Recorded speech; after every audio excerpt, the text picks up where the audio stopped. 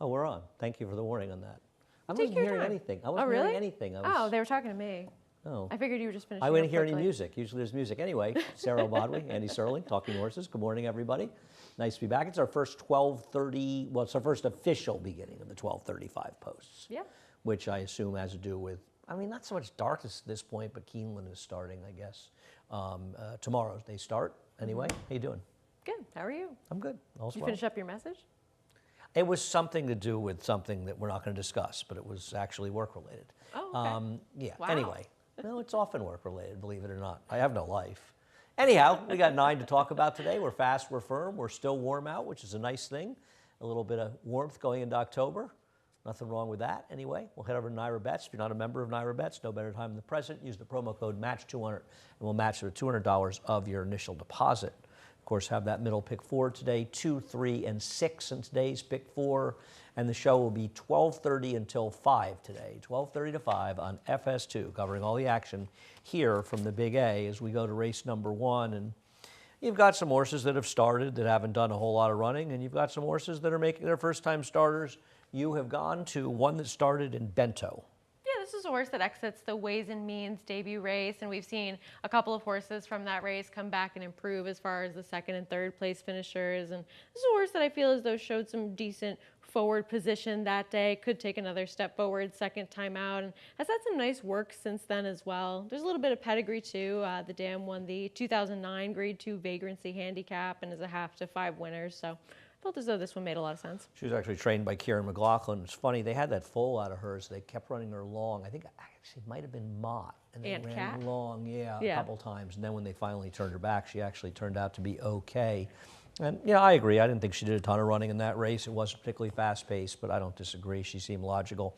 I just went to a first-time starter, a total guess, actually, a full homebred. Trial and error wasn't that bad. Ran an 83 buyer. This is a first foal for her. Practical Joke also raced by the Connections. You know, I mean, I would have been more interested in the entry, but you know, which one do you want? And once again, it's a question of entries. They're probably going to be betting on Caress, though, frankly, I can't believe there's another Caress. Yeah. Seriously, there are millions upon millions of possible names out there. There's a Caress Stakes in Saratoga. She's a successful broodmare. I mean, I don't understand. I'm surprised it was allowed. Oh, no, they allow just about anything. I think you had to be, if you're a champion or something, you can't rename them. But there'll be a Seattle Slew any day now. It's just ridiculous. I mean, nothing, you know, come on. We can do better than that. I know. Seriously. There could be more creativity. And it's just, it just, Caress? I mean, really, who's next? Chouvi? I find it offensive, to be honest with you. I think it's disrespectful to these horses that were stakes horses, the race named for her. Well, it's just confusing. Come on, is she the dam of somebody good like Jack Oxley horse, whose name I'm forgetting, he's a sire, but whatever. Yeah, I agree. I think it's preposterous that there's a Caress near. Thank you for allowing me to do that. I didn't love the 6, and neither did you before you go. I just didn't think she did much running last time, and that was a big speed track. What running did she really do? And with that, Not that she's impossible. Well, with that in mind, she was up close early, and then she backed out of there. And while that was the first race run that day, and of course the track we saw speed up as the day went on, she still had every right to be more successful than she was in there. So I just don't really understand how today is going to be any different for her. And going to the blinkers for Todd Pletcher in these kinds of races isn't always a good sign either. Yeah, I didn't think the track sped up. I just thought we had a track that was enormously favorable to speed throughout the day. And as you say, she was forward in there. We'll see what happens in race number 1. Race number 2, we have a scratch of Altarina, and I'm not a big Chasing Daylight fan, and I tried to make a case against her in here, Sarah, but I just think she's better than these horses. The only other horse is Katie Cakes, and Katie Cakes is a horse that's never finished first in her career. She was easily beaten by Chasing Daylight, and I'm not a Chasing Daylight fan, but I just could not come up with a course that I could recommend betting against her with. I saw that you picked her, and I looked at this race to start, and I said, there's no way that I'm going to pick this horse because I really don't trust her or like her that much. And then once I looked at everybody else, I was like, well, she should win here. I don't really trust her to be overwhelmingly reliable, but at the same time, when you look around the rest of this field, she's just the one that makes the most sense, whether you like her or not. I don't disagree, and I think Flavian will be aggressive with her, and she might have just finally found a field she can beat. I get that Katie Cakes is maybe the other horse in here, but like I said, she's never finished first in a race. O'Donna, who beat her last time, is not exactly a horse I want to endorse. She's the other horse, but I mean, yeah, I tried to make a case for Shoop, there it is, but the case for Shoop, there it is, we don't dislike her yet. That's the case for her. Her races at Finger Lakes are not very good. No, they're fine, but they're not so overwhelmingly good that I could put her on top. And as far as the company she's been keeping, you know that it's not the same level as what Chasing Daylight has been in against. And Time for Me Best thinks that Katie Cakes is going to be alone on the front end, and No, they don't. they don't? No, they have her as the speed outside of the one Chasing Daylight. Because mean- little favors front runners. Right, but they have the one right inside of her. I mean, I don't have a significant distinction between where they're going to be. No, but I mean, it's still, she's... With projected Flavian to- Pratt on the rail, do you think that you should look at the time form pace projector and go, oh, I'm sure that Katie Cakes will No, be in I'm front? not saying Flavian's that I gonna agree go. with that sentiment. I think that the one obviously has to be involved early, but with Shoop, there it is. I think that I could make more of a case for her if I thought that she was going to be on the lead or be a little bit more aggressive. Well, she's not fast enough to Right. be in front, so it doesn't feel like it's really the case. And she's got a rider that, frankly, has just gone back into a slumber as far as riding speed horses. He is just not being aggressive with horses, and it's to his detriment. It's once again why he started this meet as slowly as he has. He's having horses in that forward position. I mean, the ride on Beguine the other day was inexcusable, in my opinion. That's a horse I mean, that should have been in front. How was she not in front? And the trainer even told Maggie after the race he expected to be in front. I mean, if you're riding horses like Beguine in that race and you're not aware that you are supposed to be aggressive out of the gate, I don't know what the point is, honestly. And I think at some point, not at some point, at every point it's a rider's responsibility to be in touch with how the race figures to be run and how their horses can benefit by the way, if they can at all, by the way it's going to be run. And there was no chance that Beguine was winning that race. Now, she should have been placed third if they disqualified the winner, but she was never winning that race from behind. She was No. only winning that race in the No, front she end. has a game and she was taken out of it. She was behind Caramel Swirl Yeah. with a half mile to go. Without getting left, that's like an impossibility. Anyhow, it's my first rant of the day. My second, It's the actually. second. We talked about Caress. Come on. Well, we're not wrong about either one of them. Race number 3, the long-awaited rematch of Towerette and Libretto, who hooked up back in July at Belmont and have been rained off the turf about 400 times since then. How many times has this group been rained off the turf? I mean, at least 2 or 3. Third rant of the day. I thought that, it's not a rant, it's a fact. I thought that Towerette ran the better race. She had trouble getting position from in there early, and I thought overall she ran better, and plus she's had less chance than Libretto. I think Towerette is going to be very, very hard to beat. She shouldn't have a problem with the distance. Well, that's the main thing, right? Is that Libretto has just had so many opportunities, whereas Towerette is more lightly raced than she is. And I saw the same things as you. I thought that she was, sitting a little bit further off the pace and making more of a run at the end with a pace that did hold together pretty well. And she does have a little bit more upside to go on. Libretto is consistent, but consistently not winning. And with the price that she's going to be today with iRider T's junior board, can't take her. Yeah, I mean, I don't think she's going to be any different. I mean, David's got Tower at a shorter price, and I think she should be. She just seems like a horse that hasn't had the best of trips. And looking at her races, I mean, I don't care about her last race in the dirt, but I thought she's had some trips in really all of her turf races. And I thought today was the day she would finally get it done. But you've gone to the other Clermont horse. I have. I feel as though this one is just a little bit more of an unknown, only getting on the turf for the second time and getting more of a firm course, because at Delaware last time out, it was a course that was rated as soft, and she broke away a little bit awkwardly, but did have a pretty good trip after that. I just thought that given the course conditions, trying to make up ground in that situation may not have been most advantageous, and I do respect the top 2 finishers in there who both came back and improved or ran fairly similarly as well. So I just think that there's a little bit more upside with this one, who does have some pedigree too. I mean, the Dam won her first 3, including 2 listed stakes, and her one sibling also won the Wait a While at Gulfstream, also trained by Clermont. So I thought you would get a little bit of a better price on this one than the other one.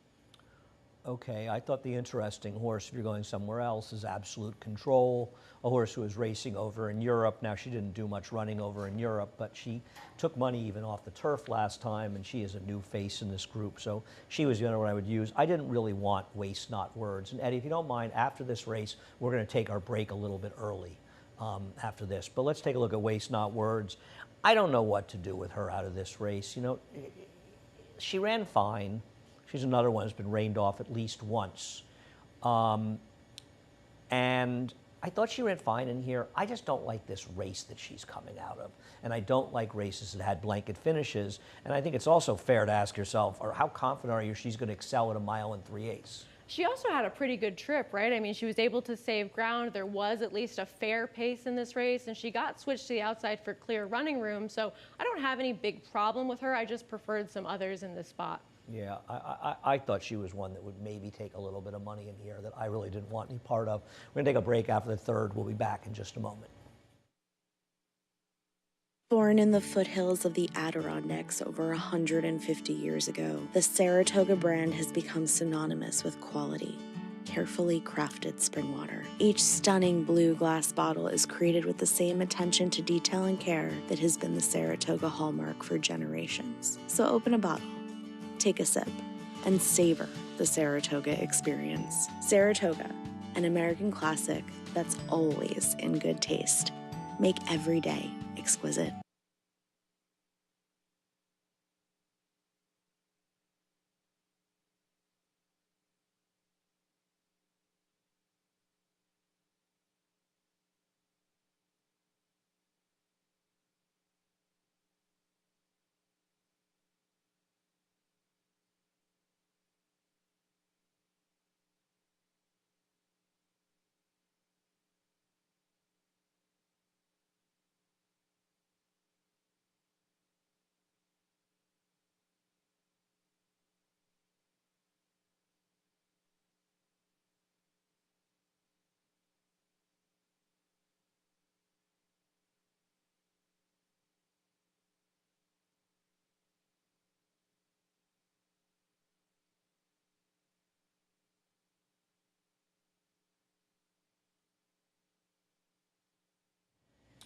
Welcome back to Talking Horses. Sarah Albadwi and Andy Serling. A little bit of an early break. We're just mixing things up, making it more interesting. Pick 6 begins in race number 4. And race number 4, I wanted to show the beginning of Motivo, the horse I have on Top's last race, because I actually think this horse, and you don't need to show head-ons in the mile races because the races start with a head-on, for better or for worse. So it'd be nice to have a straightaway camera shot at the start. But this is the number, the second from the outside, going to come. First will break slowly, and the door is going to completely shut. And you can see he gets bumped there, the green silks, and sort of taken out of the race. And then when you finally go to the pan, horse is already a good 4 lengths off the lead and actually rushes up to contest the pace. And the interesting thing is, you know, you look at the running line in the paper, and it's based on calls. This horse is really right there for the first 6 furlongs of the race going a mile. And considering the start, and the shenanigans that took place in here, and Colville was a heavy favorite, the second place finisher in there. It wasn't a terrible bunch. I just thought this horse ran actually well enough in there. There was a very logical horse in here and picked on Top. I saw a lot of the same things you did. I picked this horse second, and I feel as though that trouble was significant enough, given how he ran afterwards, to suggest that he could do better this time. And they're throwing the blinkers on as well, so maybe a little bit more focus out of the gate too. And for an off-the-turf race, that was a pretty solid field that he was in against. But I went to the 2 in Berloni. This is a horse that actually showed, you know who I mean. He actually showed quite a bit of speed in his second start. He was actually, you know, right there with a horse like Kingsbarns, and you talk about earlier this year. And that was a race that featured Arcangelo coming out of there as well. This is just a significant drop down for a horse that showed that he could at least get out of the gate quickly and not run too poorly with horses of that caliber, and now has had some time off. And you know, we don't know exactly how he's going to return to the races, but if he shows that kind of speed again, I think he could be pretty dangerous. Yeah, I mean, I don't know how V has the speed necessarily to outrun Bargaining Power, who's supposed to be forward in here, and I think Motivo is going to be faster outside of him. I wasn't thrilled with the 7-pound Bug Rider on this horse, though I don't disagree. Obviously saw the same things that you did about this horse, and I picked the horse second as well, so I don't have any issue with that horse. I wasn't a big fan of Bargaining Power. I thought would take a lot of money with the connections and IRAD, and I don't know. I thought he was just kind of third by default last time. I mean, yeah, arguably he ran the second best race, dealing with ride up, and the second place finisher picked up pieces. I don't know. That horse is 8-5 morning line. I'm sure David's probably right. I'm not a big fan of that horse overall. He's not that he can't win. He ran fast enough to win. I'm just kind of dubious of him. Right. I mean, Chad Brown horses usually return ready to go and fit off of a layoff. So I don't want to say that maybe he needed a race to get started either. And he just seems like one that, I agree with you, he's going to be overbet and he's fine. And I don't have any big problem with him, but I thought that there could be better alternatives, at least from a price point. I'm not convinced that Little Skippy is impossible in this race, the number 3 horse, as we show that race going back to May. I mean, this was 6 months ago, 5 months ago in his career. Doesn't have to improve a lot to be competitive in here, and it is his first start against scheduled dirt horses, which I don't really love. But to be honest, I thought he ran well in this race, enough in this race to get it done. Yeah, he ran fine. I don't have any big problems with him. I just ultimately ended up preferring others. But, I mean, you have a little bit more to go off of with a horse that's only making their second start on dirt now, just like your favorite is as well. I just don't know that he was facing the absolute best group of off-the-turf horses. No, I don't think he was facing a particularly good field, but I don't think he's facing a particularly strong field today either.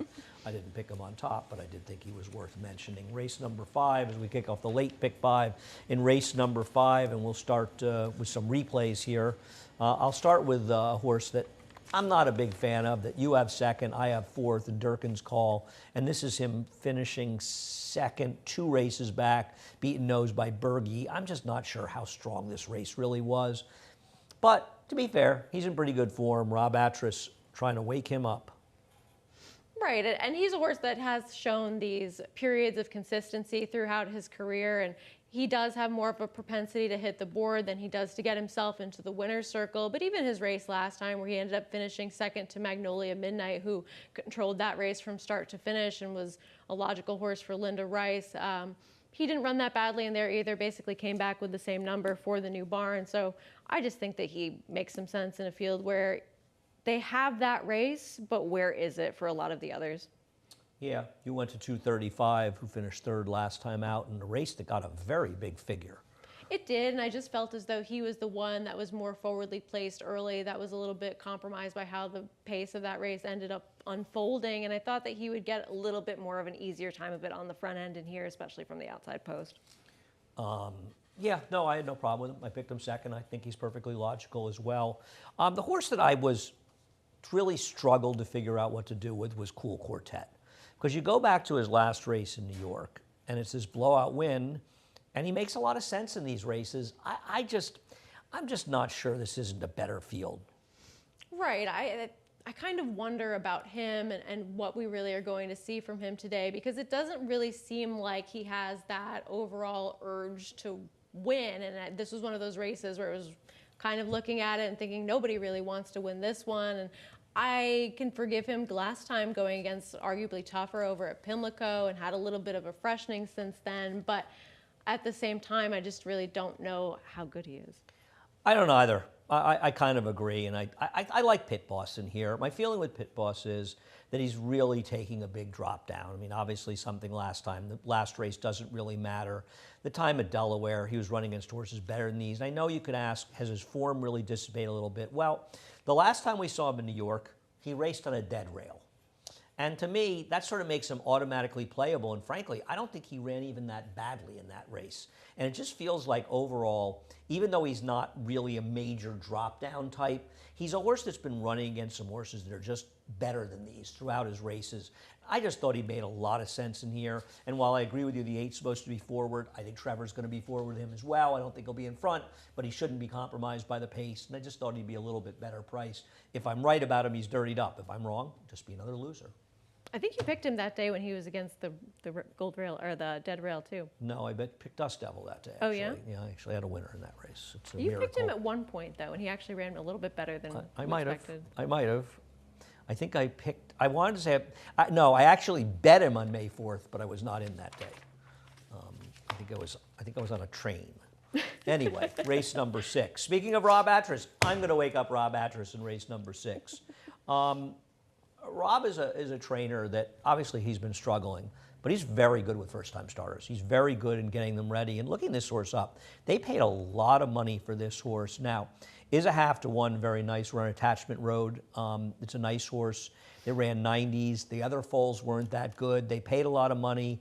I'm making a total guess. I don't know anything about this horse, but I'm always interested in Rob's first-time starters. And unlike some other guys, and David's got him 4-1, so he must like something about him and That's what I thought, expect too. him to be bet. But I'm going to go with this horse. I was sort of guessing because I feel like Quick Ambush is the one they're going to run to. And I know the horses I have to Yo Cuz, for better or for worse, but I know that a lot was made by Danny Gargan about his 2-year-olds, but frankly, we haven't really seen it yet with his horses. So I don't know. Feels like a horse that'll take money, and maybe he's a runner. I picked him second, but I figured I'd go to one that would take less money. Yeah, with 645, I liked the work two back as well. It was pretty quick. And when I was looking around at the pedigree, the purchase price, and the workouts, and saw that David made this one 4-1, I was like, oh, well, there must be something going on with this one. So it made some sense, even though I wasn't immediately intrigued on my own. I went to Slam & Gold, who's a horse that I actually picked last time on debut, because this horse has quite a bit of pedigree, of course, out of Bar of Gold, and is, I think, the full to Coinage, who we saw do better on the turf, but actually ran a couple of times on the dirt to start his career. And this horse, first time out, really did get slammed at the break and was far back early. So I can forgive that first effort. We saw Agalos the Great run back and run fine in the Bertram F. Bongard, and I just thought that he could get out of the gate a little bit better today, hopefully with that experience, and have more of an opportunity. Okay.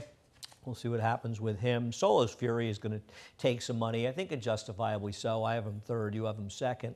And we'll take a look at the start of his race, the head-on of the start of his race, and then the end, because he's a horse that broke slowly in there, and he had a bit of trouble coming out of the gate as well. You see him break slow, sort of come out, and he caused his own problems, but nonetheless, he broke slowly in here, and I know it didn't come up a quick race. The race sort of fell apart, and he rushed up into it. I didn't think his effort was that bad. No, and Bon Chance is another one that we saw return and run fine as well. So I think that with a better trip, and while he did bobble and sort of move forward a little bit, he wasn't too badly compromised. Just I thought he was a little bit more wide, and he showed some good speed. I think that people see the fig and think he's worse than he is. I think he's okay. It just feels like they're interesting firsters. You have an interest in the one, so a horse that ran. The only other horse that I looked at was actually the other one of Rob's, the other Rob Atras. I'm always looking at his firsters because he often has them ready, and there's some pedigree. 3 out of the 7 foals from the dam were actually pretty good, so I thought that horse could be a little bit sneaky as well at a bit of a price. I never worry about the prices from trainers like Rob, whose firsters, I've seen them run at huge prices, and I've seen them run when they just didn't really make much sense. We'll see what happens. This has a look of a little bit of interesting race, and I'm not, I think Brick Ambush is probably a dangerous horse and has the good workouts. They have to Yo Cuz, so theoretically could have some speed, but I don't know. We'll see. We'll see how much that horse gets bet. Maybe he'll be the next fastest horse in the world. Race number 7 at 6 furlongs on the turf. We'll start with a replay of the horse that I picked in here, Sainthood for Brian.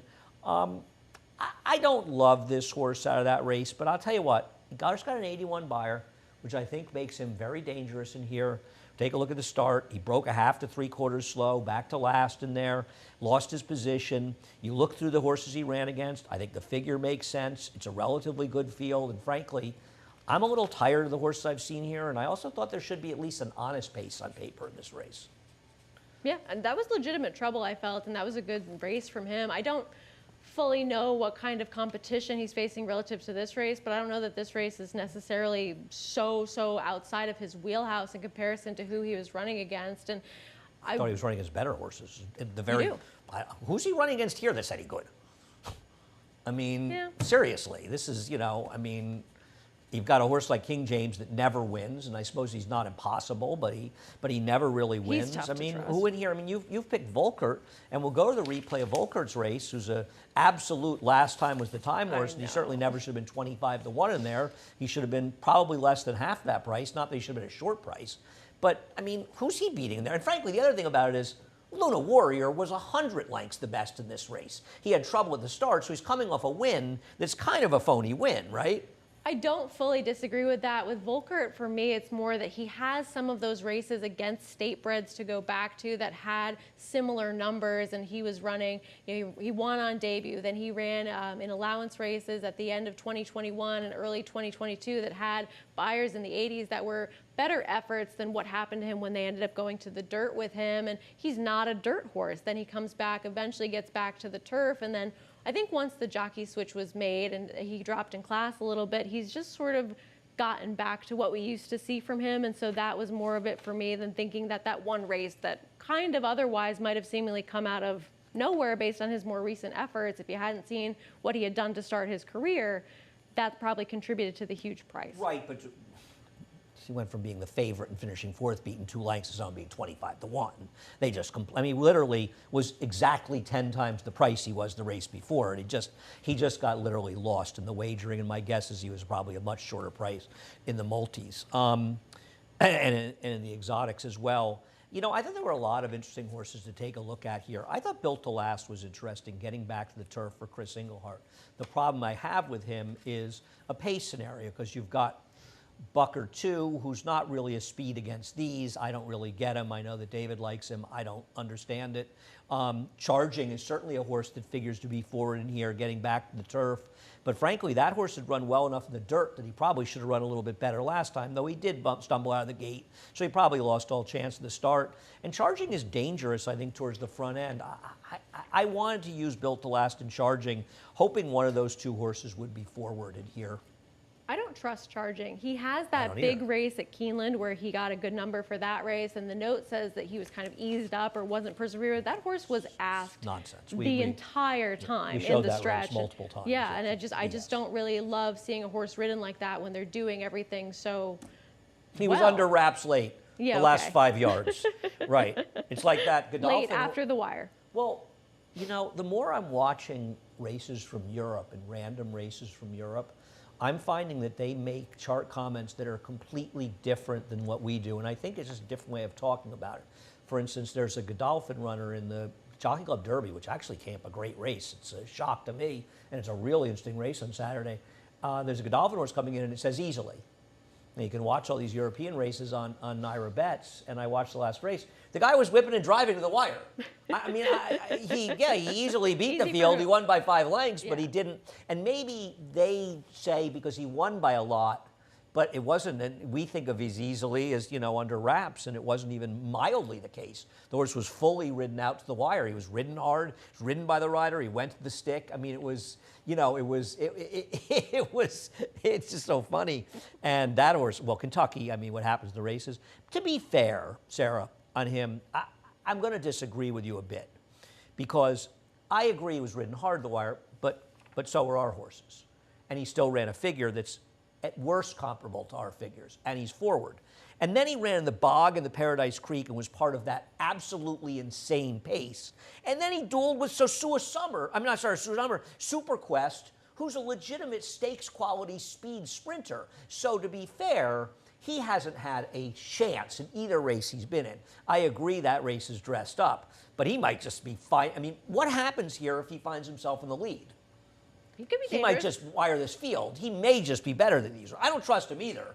But it's interesting that Tom Worley protects him, putting him in the starter, too. It's not like he wants to lose him right away. If you like him, you can make enough excuse for his other 2 turf races. I totally agree with that. It's just that 81 and winning by that kind of margin and really being asked and ridden the whole way for it. Most of these horses are ridden, though. I mean, I think you're focusing on the fact that the chart comment's wrong.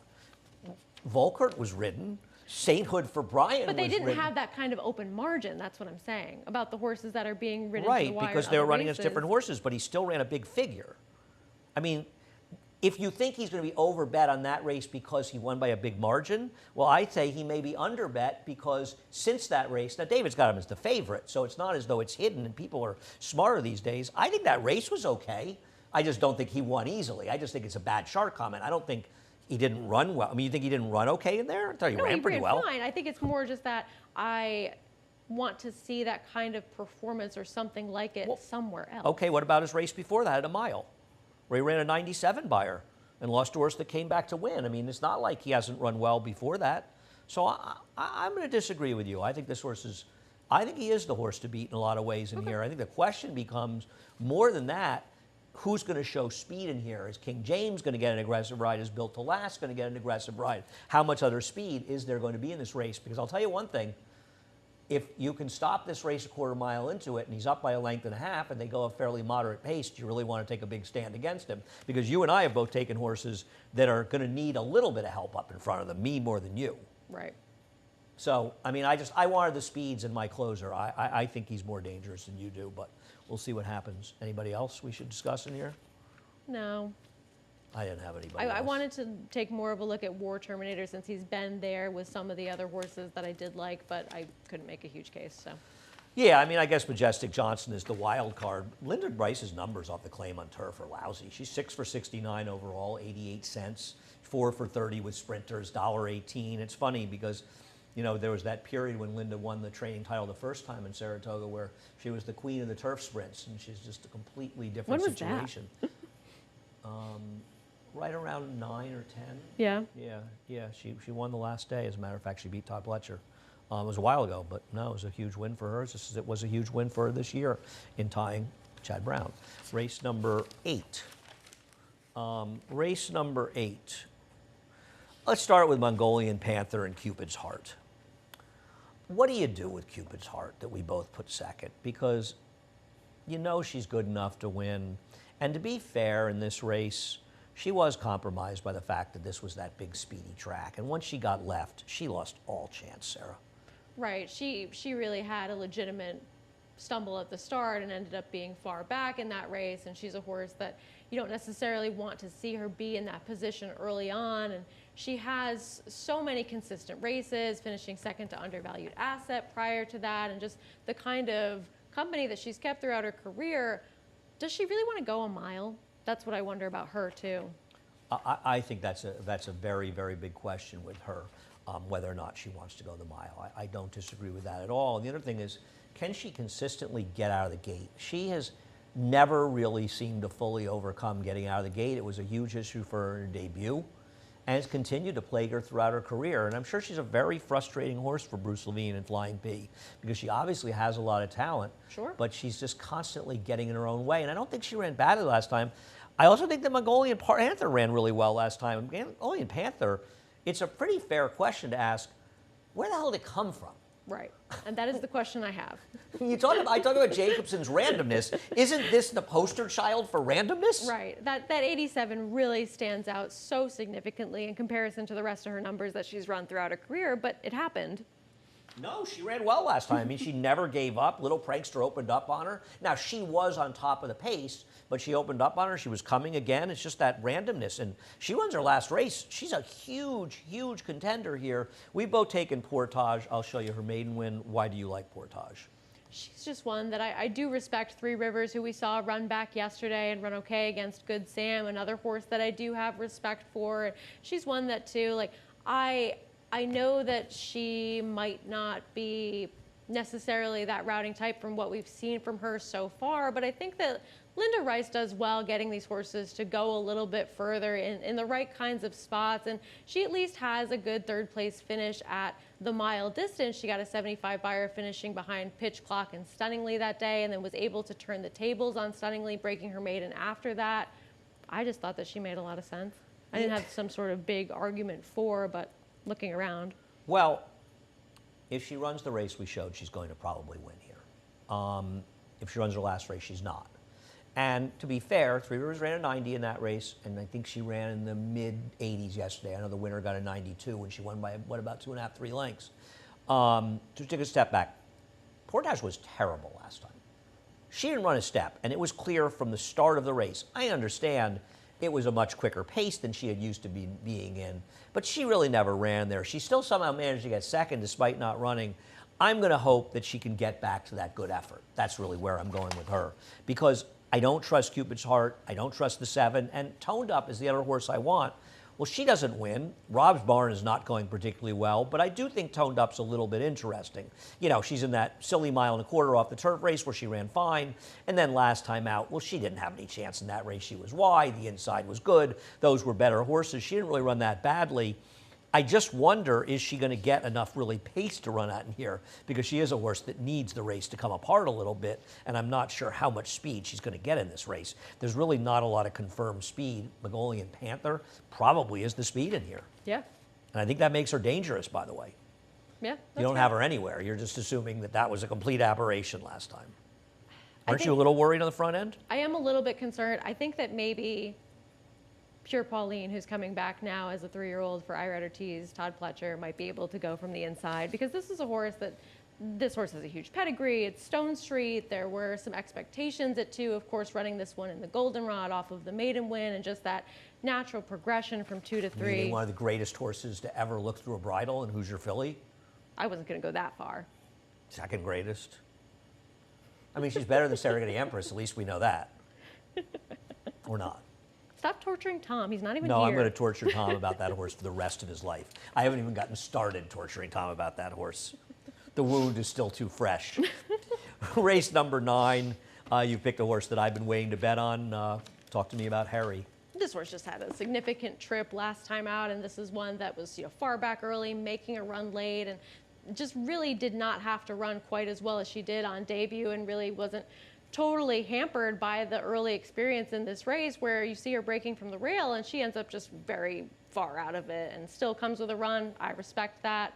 I wasn't in love with a lot of the horses that we've seen so much of already in this spot, and just thought that this one could do better a little bit second time out and getting more of that forward position out of the gate. Well, I don't know that she will. I obviously hope she's closer in here. I think the interesting thing, at least for me, about her isn't so much what happened early in there. Horses get left, she made that run. It's more what happens in the stretch. Because Jose's got a head of steam here, and he's going, and he's searching for a seam, and it's not an easy thing to do, and it's no way Jose's fault. But as he tries to go there, the horse in the dub silk sort of drifts out, and it ends up stopping her. He's no superstar. Horse like that gets stopped when he's just getting rolling. And, I'm not saying he's going to win. He would have likely been a lot closer, and I feel like he was getting rolling, and he just got completely stopped there. He's another that's been reined off 2 or 3 times, AEs in races. It's not like they haven't tried to get this horse in. He hasn't run in 4 months, but they have tried multiple times to get him in. They just haven't been able to get him in.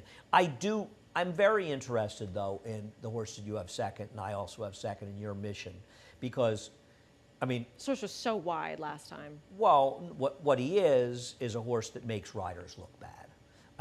Too many good riders have ridden this horse looking like 10-pound bug riders. When Ira Ortiz and Javier Castellano back-to-back look bad on a horse, and then Jose Lezcano, it's not the rider, it's the horse. This horse is impossible to ride, and he's gotten ridiculous trips and what ostensibly look like bad rides. Those guys are not bad riders, and it's not a coincidence that the same horse keeps getting bad rides from some of the best riders in the country. And now he gets Flavien Prat. So I'm interested to see if Flavien can take this horse on. They take the blinkers off with him. One of these days, he's not going to get a ridiculous trip, perhaps, and he's just going to win, because he's actually... There is some ability he's there. Not that bad. This horse is not that bad. It. The trip he got with Irad 3-back was one of the most ridiculous trips of the year. If he ever is able to work out the right kind of trip, and who knows, maybe Flavien will find some magic for him, he's probably going to win.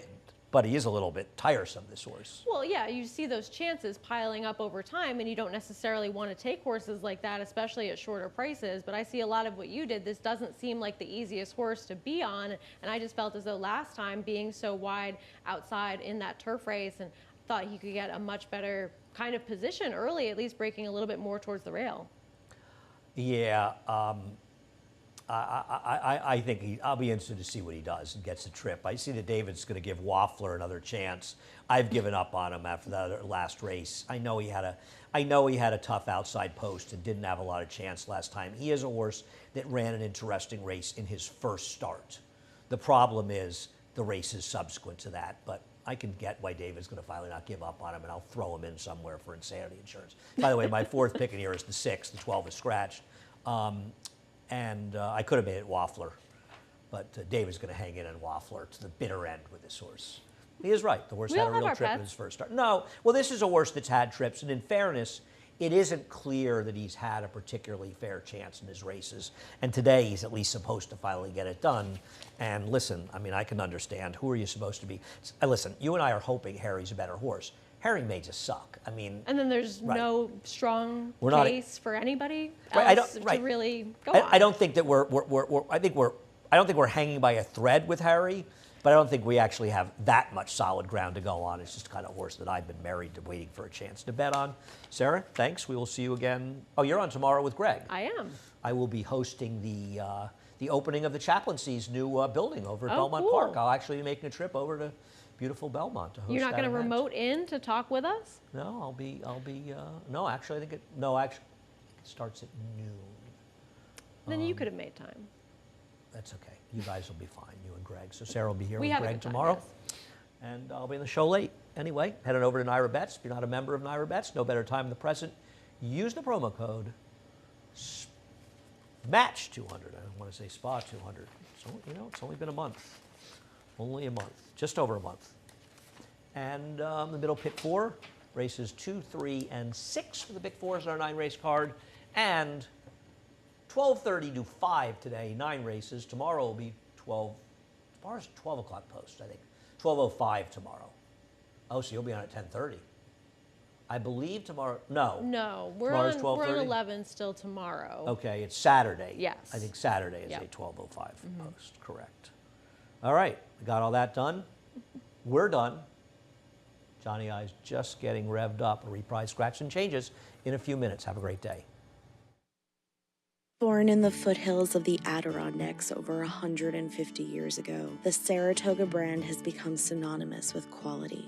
Carefully crafted spring water. Each stunning blue glass bottle is created with the same attention to detail and care that has been the Saratoga hallmark for generations. So open a bottle, take a sip, and savor the Saratoga